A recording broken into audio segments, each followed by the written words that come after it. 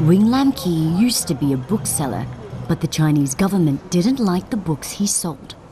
One day in 2015, he disappeared. He'd been picked up by Chinese authorities during a trip to the mainland. 因為佢冇一個罪名啊嘛，每一個所謂可能判幾耐監唔知，佢甚至無係恐嚇過可以坐一世監，冇人知嘅。 He was accused of smuggling anti-government books into China, but there was no trial. His bookstore had been shut up. 8 months after being taken into detention, Mr. Lam was freed after making what was widely seen as a forced confession. 以前根本上唔會諗到香港變成咁嘅。以前香港係三權分立㗎，香港已經唔再係司法獨立。 Mr. Lam was one of 5 booksellers who disappeared, which reinforced to many in Hong Kong the territory was no longer autonomous, despite promises it would be. It's been 20 years since Britain handed Hong Kong back to the mainland. Part of the deal was the promise of democracy. Hong Kong would be allowed to continue its way of life for at least 50 years, under one country, 2 systems. Thousands of citizens have been involved in protests, most recently this week.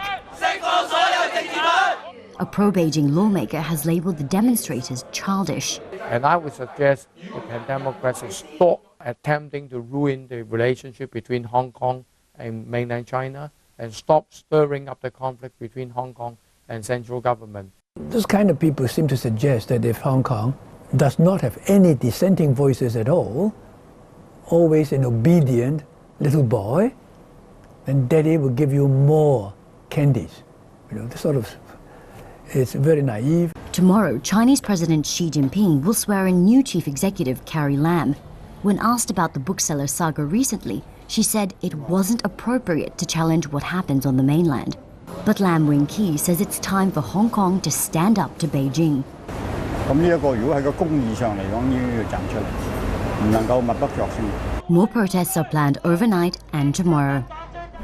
And SBS Asia correspondent Katrina Yu joins us now live from Hong Kong. Katrina, are the citizens of Hong Kong welcoming this anniversary, or is it being overshadowed by politics?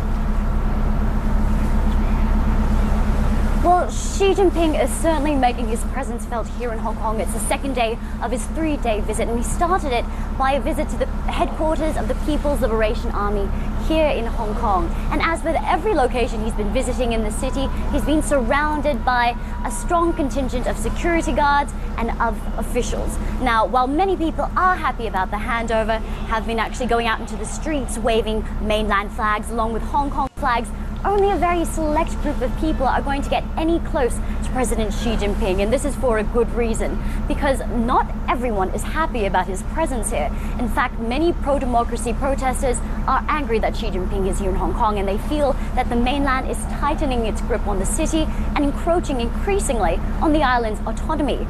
Tomorrow afternoon, hundreds, perhaps thousands of pro-democracy protesters will march in the afternoon demanding more self-determination for Hong Kong.